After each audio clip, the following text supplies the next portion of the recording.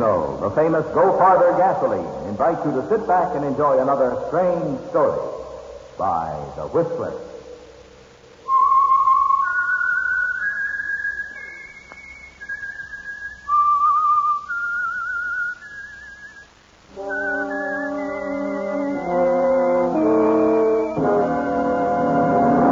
I am the Whistler, and I know many things, for I walk by night.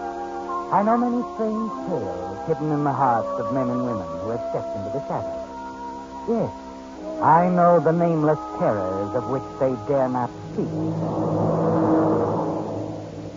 And now for the Signal Oil Company, the Whistler's strange story, High Death.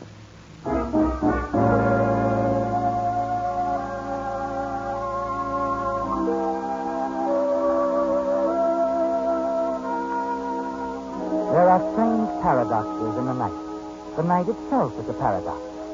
The same darkness that promises sleep and peace and a brighter tomorrow also offers wishful torment, wild, disjointed thoughts that sometimes twist and turn until they fit into a pattern. And that pattern, born of night, is murder.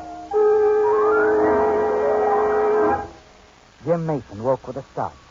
The big room was flooded with moonlight, and for a moment he blinked dazedly at the unfamiliar surroundings. He stared for a moment through the huge plate glass window, saw the towering snow-capped peaks resplendent in the moon-washed night. And then he looked down at Laura, his wife, lying beside him, and he realized what had wakened him. Laura was moaning in her sleep. Suddenly she jerked convulsively, sat bolt upright in bed, her eyes wide and staring. No, don't. Oh, please don't. You'll kill me. You'll kill Laura! me. Laura! Oh, Jim, don't. Please don't do it. Oh, what is it? What's wrong? I'm not going to hurt you. Jim, You must have been dreaming, Laura. A bad one. It's a dream. Oh, thank heaven. Horrible, Jim. I was dreaming that... Like what? Oh, it was nothing really. So silly. It doesn't sound so silly. Something about somebody killing you. What was it? Well, I was climbing a mountain. I was very high. It seemed I was coming down a sheer wall of rock. I rappel line. Suddenly I felt something. I looked up. Yes? Somebody was cutting my rope with a knife. A big knife, very shiny. I begged him to stop, but he went right on cutting and laughing. See? Who, Laura? Jim, it was only a dream. Probably a result of that close call I had this afternoon. I guess I'll be talking about it in my sleep for nights and nights. Who was cutting the rope, Laura? Who? You know how dreams are. They don't mean anything. They never make sense. No sense at all.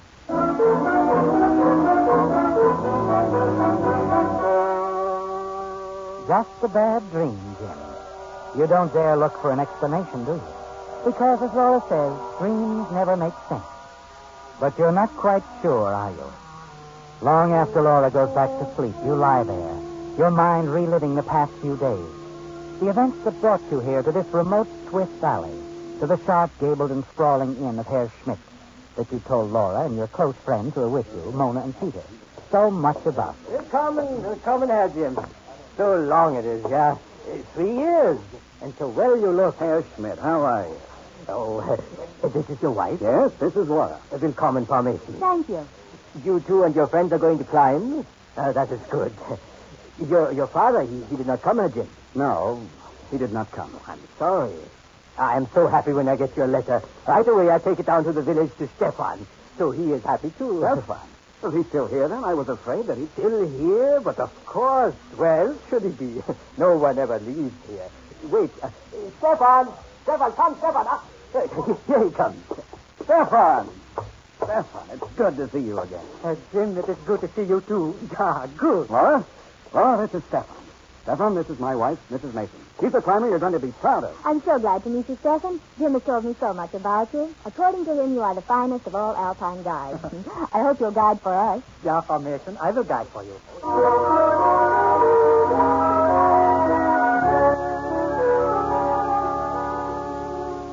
A heartwarming reception, isn't it, Jim? Good talk and laughter, with nothing to foreshadow the dark tragedy that is to come. Just 4 very alive young people on a holiday.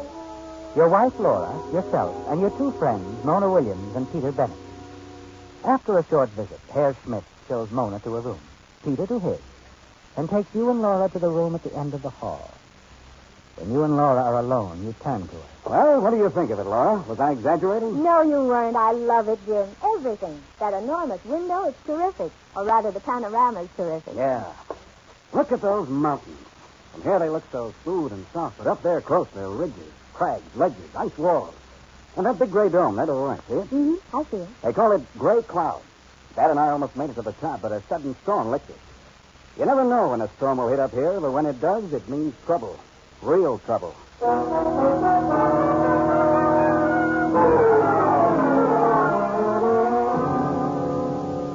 Yes, Jim, storms can be treacherous, can't they, when they strike suddenly, without warning. But there's no storm on the horizon now that you can see. Shortly before lunch, you meet Herr Schmidt coming out of the dining room. Laura and the others haven't come down yet. Smells good, huh? Yeah, Herr Jim. This is herrings a lot and eggs with noodles, your father's favorite. I wish he could have come. He's not sick, I hope. He is dead, Herr Schmidt. Dead? Oh, I'm sorry. Very sorry, Herr Jim. Stefan, too, will be very sad. But in the letter you said nothing. He died over a year ago.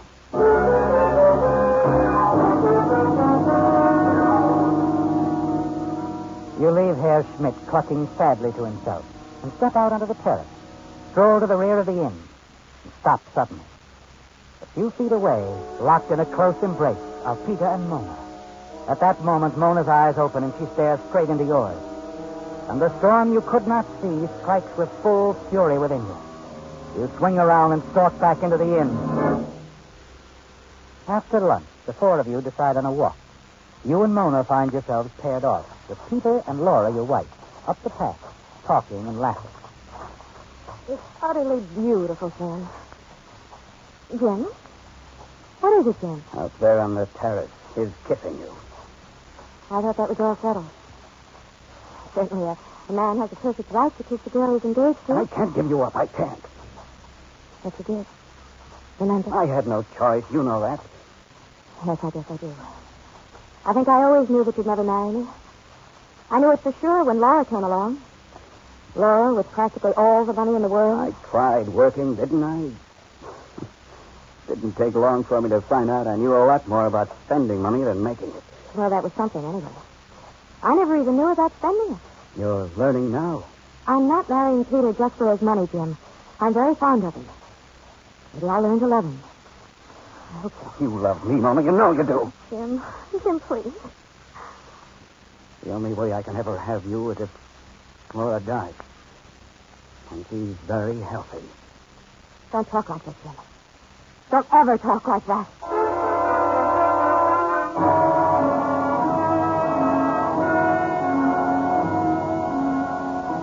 You stalk along in sullen silence, Jim, too torn and furious to speak. And the path grows steeper. When you and Mona catch up with Laura and Peter, you find that they're on an open, scrubby slab of rock that hangs out over a sheer drop of at least 300 feet.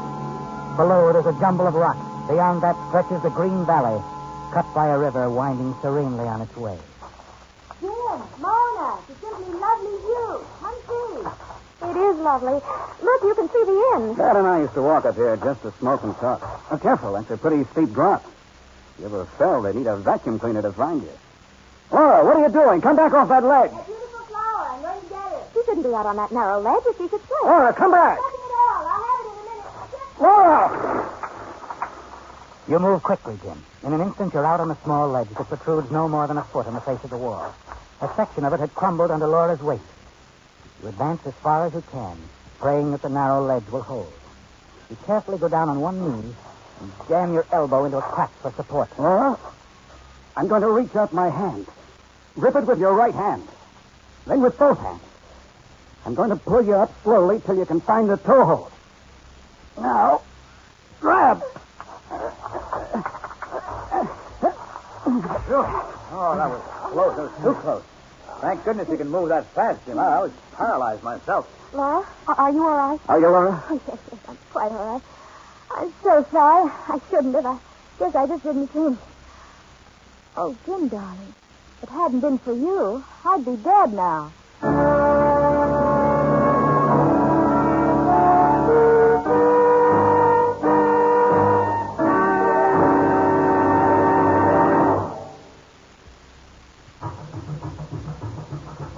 Engine wear, engine wear, engine wear.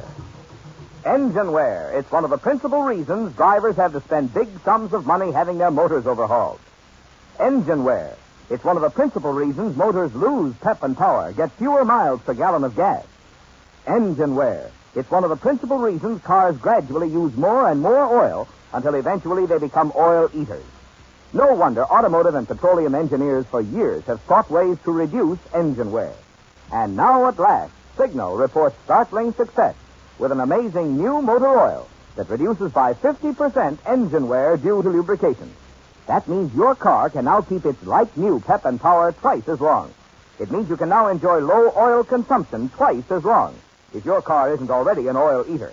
So if you want to be good to your car and your pocketbook, too, drain out that lazy old motor oil. Have a Signal dealer refill your crankcase this week with Signal Premium, the amazing new Signal oil that reduces engine wear due to lubrication 50%. Engine wear, engine wear, engine wear.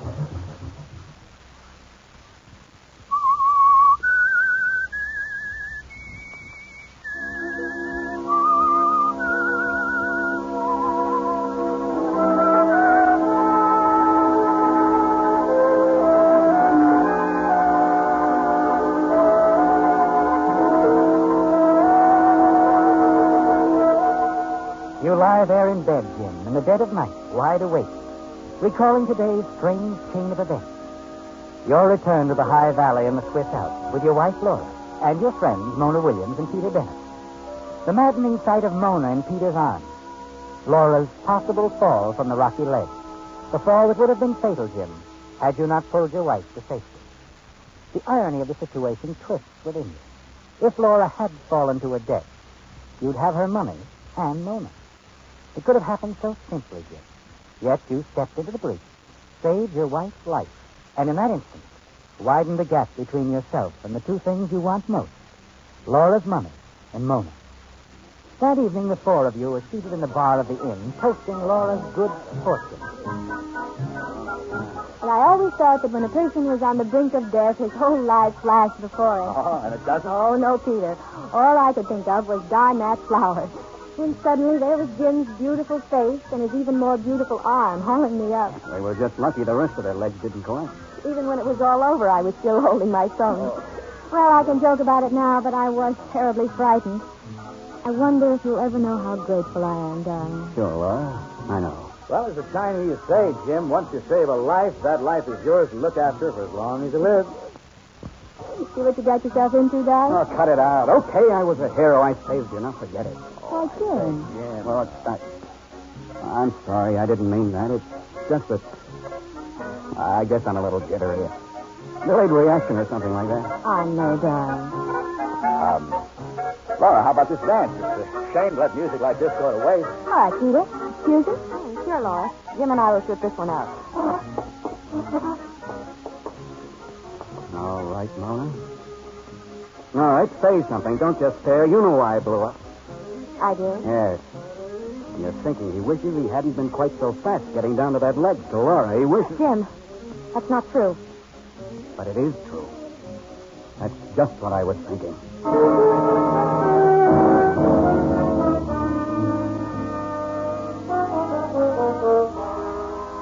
Yes, Jim, the thought stays with you. If you'd have only let Laura fall to her death, it would be all over now. You look down at Laura now, sleeping soundly at your side, her nightmare over and done with. And you wonder if she suspects, if that's why she dreamed that someone was trying to kill her. She didn't say it was you, did she, Jim? But you know it was you in her dream. Early the next morning, you arise without waking Laura. Go down to breakfast. Stefan comes in as you finish, and the two of you go to the storeroom to look over and choose the equipment that you will need for your car. Phew, smells like mothballs in oil. Yeah, let me take good care of his equipment. He's got enough here to start a sporting goods store. There's plenty of everything here. Yeah? You will need crampons, pitons, hammers, gripsacks, water flasks, and rope. Yeah, rope. Yeah, we couldn't do without the rope, could we, Stefan? No, we could not do without the rope. To a climber, it is often the difference between life and death. Oh,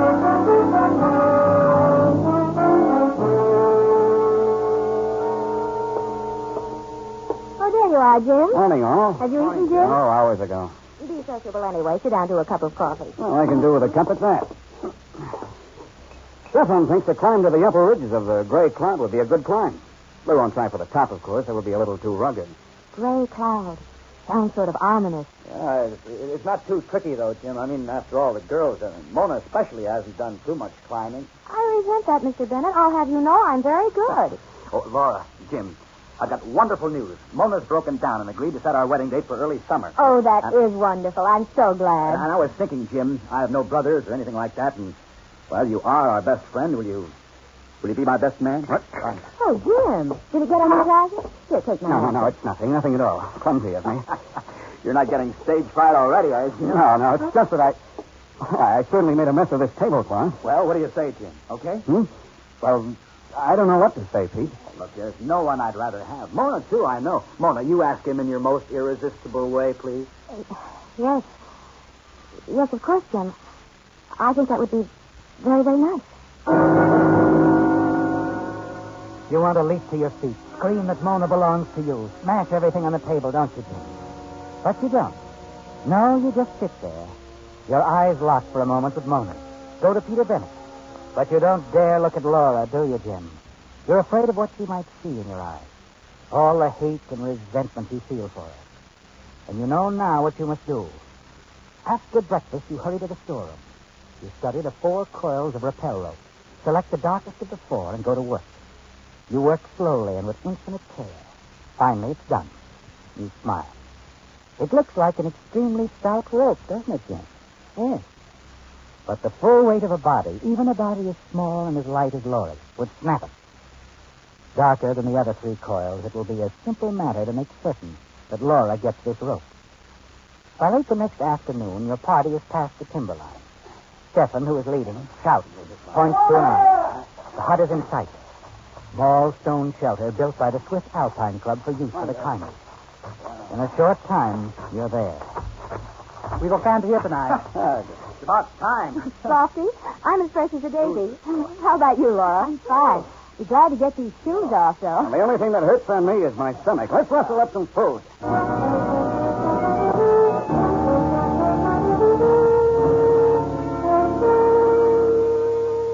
Sunset the next day, and you reach the second hut. So far, there has been no occasion to use the rope. You're impatient, aren't you, Jim? You've seen to it that Laura has the dark rope, the one you've cut. It will never support her weight, and tomorrow she'll have to use it. When you start out in the morning, the angle of your ascent steepens, and finally you hit solid rock. You remove your crampons and thread your way up the steep rock till finally you reach it. Solid gray wall of overhanging rock. Stefan pauses and faces the 4 of you. It is a bad spot. Something has happened here. It is better that we descend and look for another way around. Oh, but why, Stefan? We can work up to the overhang. There must be some sort of hole beyond it. What do you think, Pete? Well, maybe we could, but the girls aren't. Laura, do you think that you Yes, I can manage it. Mona, do you... Oh, yes, of course, I can make it. Well, the eyes have it. Well, good. I go now. I will lower my rope when I clear the overhang. We'll be seeing you, Stefan.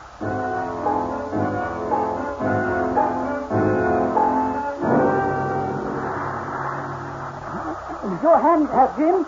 Yeah, up. Thanks, Stefan. Tougher than I expected. This wind is bad. Yeah, it is very bad. Well, how does it look? That ledge up there, that is next. About 100 feet up. Not too steep, though. Well, we can take it on an angle. Oh? Mona, you girls okay? You went up there like mountain goats. I could have done it with one arm tied behind me. Hold on. Oh, thought sure you'd be blown off. Me too. That just hit me hard. It is best to stay close to the wall. Hey, you said it. There's nothing but space out there. Well, I stand now. Jim, you will belay the rope and make it secure. And the action goes on. Stefan first to ascend, then Peter, and then Mona joins them on the ledge. She waves, the rope comes down. It's time for Laura's ascent, isn't it, Jim? As you reach for the rope to draw it in, the wind hits with full force and you trip on a loose stone.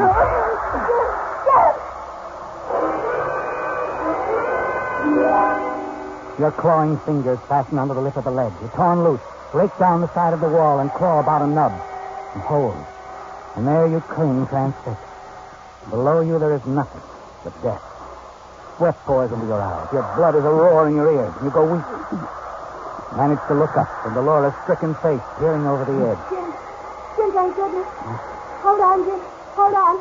We'll lower a rope. Lock it around your wrist and arm. I'll belay it. Stephen is on his way down. Hold on. Hang on, Jim. Hold on. Stephen is coming down. Hang on, Jim. Hang on. Jim, here he comes. My rope. Take it, Jim. No, I can't. I can't. Just Stephen. Hurry. Please, Jim, take my rope. Take my rope. No, it won't. Can't hold on any longer.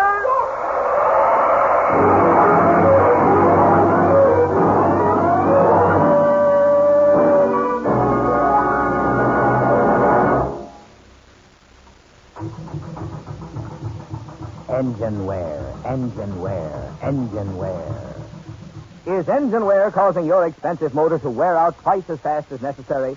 It is if you're still using lazy motor oils that merely lubricate. Here's what I mean.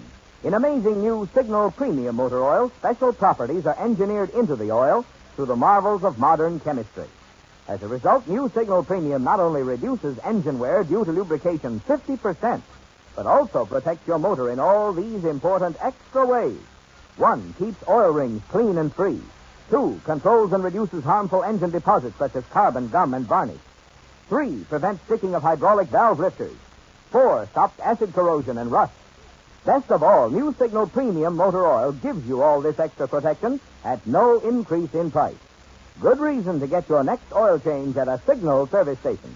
Change this week to the amazing new Signal Oil that reduces engine wear due to lubrication 50%. Engine wear, engine wear, engine wear.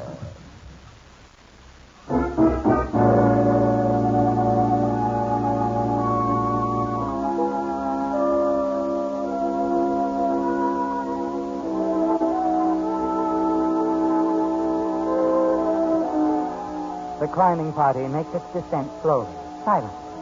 Stephen guiding Laura's every mechanical move. She's in a bad state of shock, moves like an automaton. Peter follows behind with Mona, the anguish of the experience written in their faces. Finally, they reach the Alpine hut, put Laura to bed, and after a while she falls into a deep, exhausted sleep, and her 3 companions take up a vigil by her bed. Suddenly, the deadly silence of the room is broken. Stephen, is he all right? It's bad. Very bad. He dreams. It's all right, my dear. All right. It's such a horrible shock for her. So much to bear. Jim, you must... Jim? Oh, you, Stephen. It was a dream, wasn't it? All it... No, Jim. He's dead, isn't he, Stephen? Jim's dead. Yeah, Jim is dead. Stephen, why didn't he take the rope? Why? He could have been saved. Why? If it is as you say, Formation, I do not know why. I do not understand. You are sure that this is so? Yes, he wouldn't take my rope. He tried to say something, and then he fell. Why, Stephen, why? We could have saved it. Yeah, your rope would have saved him. I do not know why he would not take it. He seemed afraid. Yes, that's it. It was like he was afraid of my rope. I do not know why. It was a good rope. All the ropes are good. The night before we left, I go over them all carefully. Yeah, and a good thing that I do. One of the ropes I took between my hands and poof, it snapped. So I replaced it with a dark one. The one that you carried, Formation. It was a very good rope. It would have held 3 such men as Hatchin.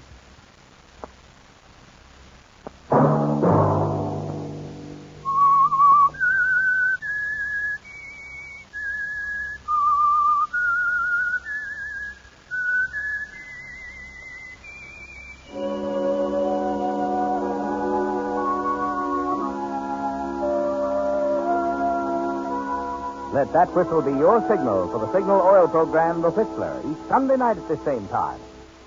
Signal has asked me to remind you, that today the Red Cross, in addition to providing life-saving whole blood and other needed help for our GIs overseas, must now stockpile blood plasma for possible civilian needs, as well as be prepared to furnish emergency food, clothing, and shelter in case of disaster or enemy attack here. Good reason why this year the Red Cross needs more of us to help, and more help from each of us.